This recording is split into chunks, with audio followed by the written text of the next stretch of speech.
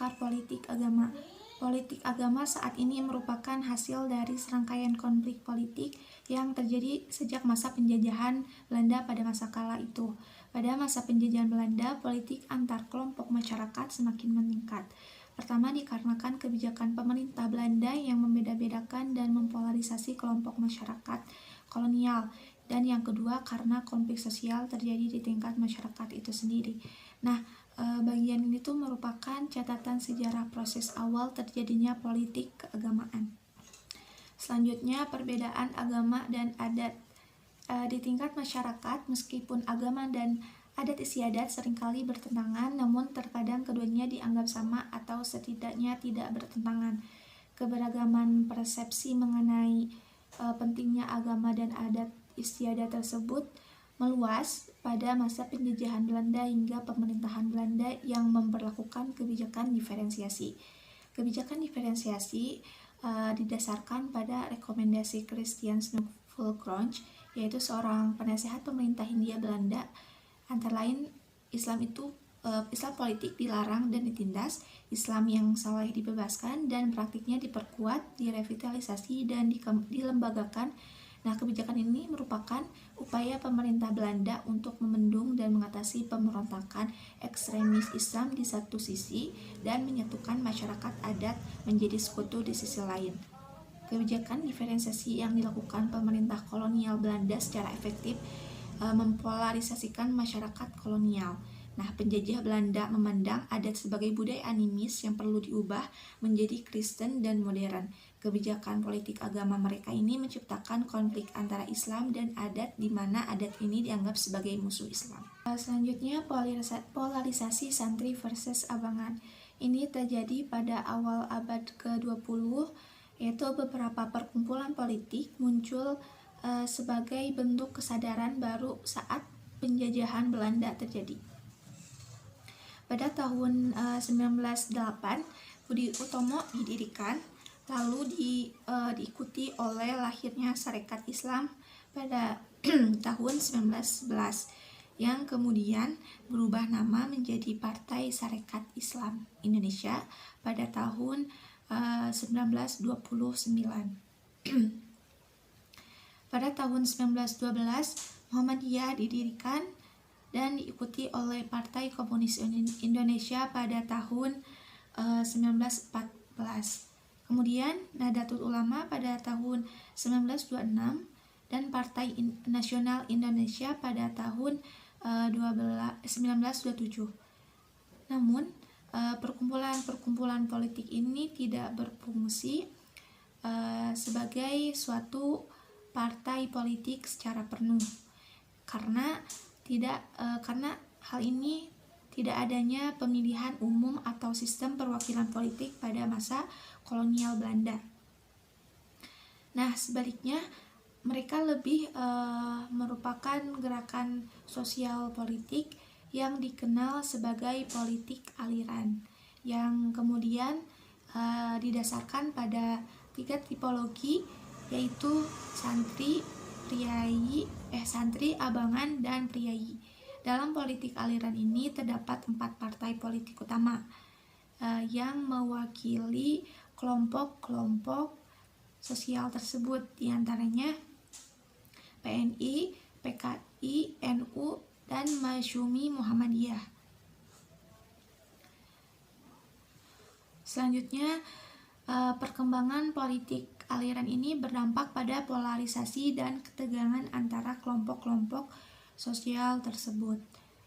Polarisasi antara santri dan abangan bahkan berubah menjadi antagonisme yang berakhir ketika penjajahan Belanda digantikan oleh pemerintahan Jepang. Kemudian di bawah pemerintahan Jepang, kelompok santri mendapatkan dukungan sementara kelompok abangan ini didiskriminasi. Pertentangan antara negara Islam dan negara sekuler terjadi pada 28 April 1945. Pemerintahan Jepang membentuk Badan Penyelidik Usaha-usaha Persiapan Kemerdekaan Indonesia atau bisa disebut dengan BPUPKI untuk persiapan kemerdekaan politik agama di Indonesia. Komite ini beranggotakan sekitar 62 orang yang dipimpin oleh Dr. Andes Rajiman Widyodiningrat. Nah, setelah itu BPUPKI berubah menjadi Panitia Persiapan Kemerdekaan Indonesia atau disebut dengan PPPKI yang bertugas merumuskan pondasi negara merdeka. Kemudian selama persiapan kemerdekaan ini terjadi polarisasi kelompok politik antara santri dan abangan yang mendukung negara Islam dan negara sekuler. Namun pada 1 Juni 1945 Presiden Soekarno memperkenalkan Pancasila sebagai kompromi antara kedua aliran tersebut. Pada pidato Soekarno ini diterima dengan baik oleh anggota BPUPKI, dan pada tanggal 22 Juni 1945 lalu dibentuklah panitia kecil yang menyusun Piagam Jakarta. Pada rapat pleno BPUPKI yang kedua dibentuk Komite Draft Konstitusi yang dipimpin oleh Soekarno. Di antara anggota komite ini Profesor Supomo dan Latu Harhari menyampaikan pendapat mereka terkait negara Islam dan frasa yang terkandung dalam Piagam Jakarta. Agama versus kepercayaan. Pada tanggal 13 Juli 1445 rancangan Undang-Undang Dasar Panitia Kerja selesai dibuat, dan agama dimasukkan sebagai salah satu pasalnya, yaitu pada pasal 29. Pasal ini adalah pasal pertama yang berbunyi negara yang berdasarkan Tuhan dan mempunyai kewajiban sebagai berikut, yaitu menegakkan syariat Islam dengan melaksanakan mukmin yang sebagaimana diatur dalam Piagam Jakarta. Pasal yang kedua berbunyi negara menjamin seluruh penduduk menganut dan mengamalkan agama dan kepercayaannya.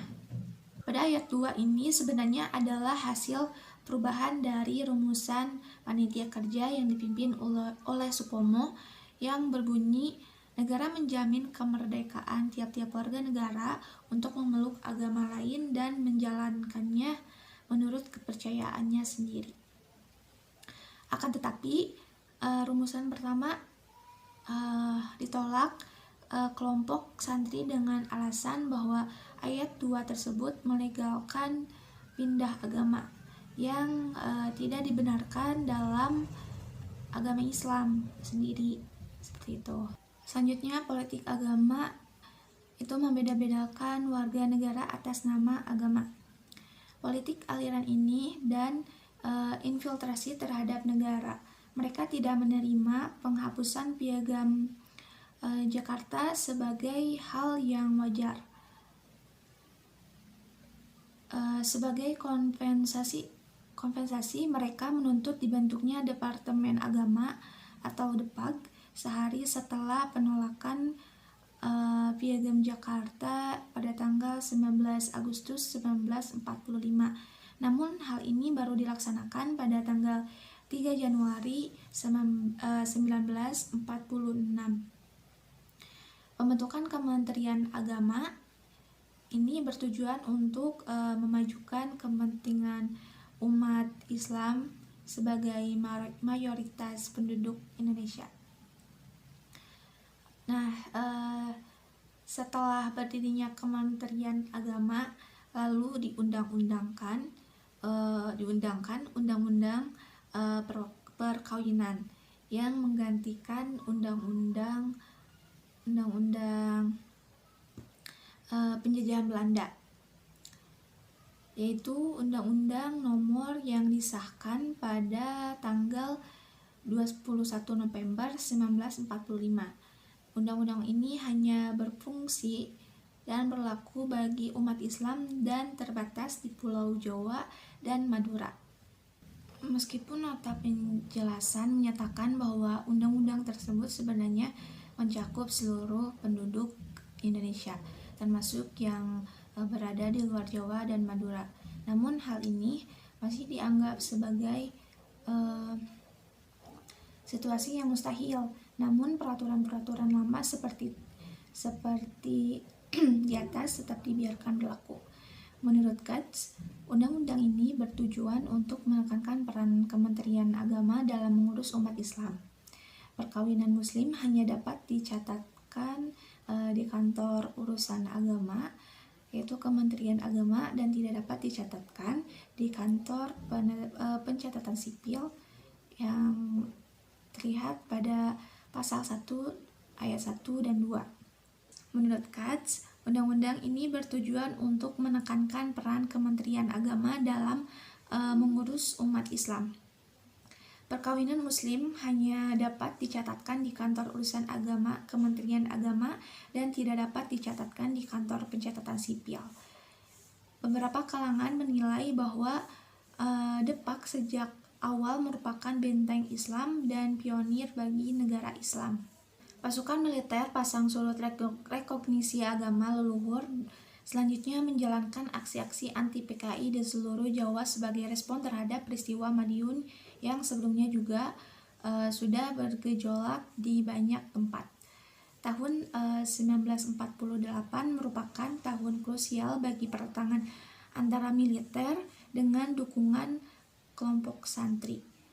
Pertentangan tersebut juga berdampak langsung kepada eskalasi polarisasi dan antagonisme antara santri versus abangan, dan sikap antipati tersebut terus dihidupkan dan diekskalasi melalui kompetisi partai politik yaitu Masyumi, NU, PNI, dan PKI.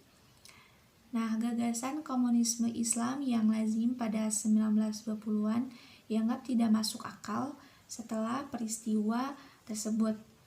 Ini terjadi pada awal tahun 1950-an. Partai-partai bernafaskan Islam dengan konstituen santrinya berlawanan langsung dengan PKI yang konstituennya mayoritas dari golongan abangan.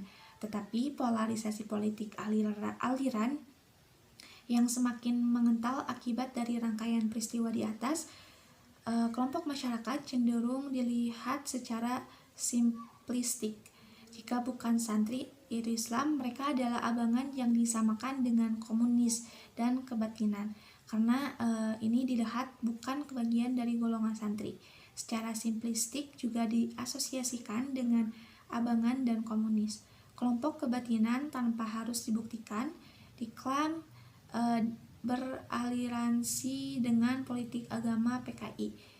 PNI tentu saja adalah pilihan afiliasi politik yang berbeda dengan PKI, tetapi kelompok kebatinan atau kepercayaan terlanjur diposisikan berlawanan dengan Islam.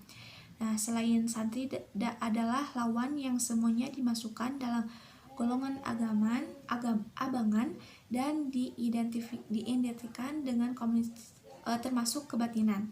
Menginfiltrasi dengan menjadikan Depak sebagai instrumen politik, terus menekan kelompok abangan termasuk kebatinan. Depak ini misalnya pada tahun 1952 mengajukan definisi agama yang mencakup hanya 3 elemen, yaitu adanya Nabi, kitab suci, dan pengakuan internasional. Usulan definisi agama yang minimal, sempit, dan sektarian tersebut adalah bentuk upaya untuk menutup peluang bagi kepercayaan kelompok abangan untuk diakui sebagai agama. Kemudian beberapa dari sebelumnya agama pada periode ini sudah dipertentangkan dengan bukan agama. Depak berkepentingan untuk mendefinisikan kelompok warga negara yang beragama dan tidak atau belum beragama. Dengan definisi minimalis dan sektarian di atas, Depak ini berhasil membedakan agama dari kepercayaan. Upaya menyetarakan kebatinan dengan agama. terjadi pada tahun 1952. Depak Jawa Barat melaporkan kemunculan 29 aliran kepercayaan. Selanjutnya pada 1953, Depak kembali melaporkan perkembangan aliran kepercayaan yang sudah mencapai 360-an. Kemudian membentuk suatu lembaga khusus pengawasan aliran kepercayaan masyarakat atau disingkat dengan Pakem pada tahun 1953, mencatat bahwa menjelang pemilu 1955, wacana di tingkat publik didominasi oleh kekhawatiran tentang siapa yang akan berkuasa atau memenangkan pemilu, santri atau abangan. PKI adalah organisasi politik yang aktif, agresif, dan berhasil mengambil hati rakyat, khususnya dari kelompok abangan. Kesenian milik kelompok abangan seperti angklung, reog, ludruk, ketoprak, dan seterusnya dijadikan sebagai media kampanye politik oleh PKI dan PNI. Kelompok abangan khawatir bahwa jika Masyumi yang menang, mereka akan dipersekusi. Terkait dengan situasi polarisasi kelompok saat pemilu 1955 dan setelahnya, Wakil Badan Kerjasama Organisasi Kepercayaan Terhadap Tuhan Yang Maha Esa atau BKOK ketika menjadi saksi uji materi pada Undang-Undang PNPS 1 1965 di Mahkamah Konstitusi menceritakan bahwa penganut aliran kebatinan melemah akibat tekanan dari gerakan DI atau TIII. Mereka juga memberi rekomendasi hasil Kongres bahwa bangsa Indonesia seharusnya mengutamakan dimensi kebatinan dalam kehidupan dan setiap orang bekerja bukan untuk dirinya sendiri, melainkan untuk orang lain, kemanusiaan, dan dunia. Pada Kongres tersebut, mereka memformulasikan definisi kebatinan sebagai prinsip dan sumber asas sila pertama. Yang terakhir, tentang purifikasi agama.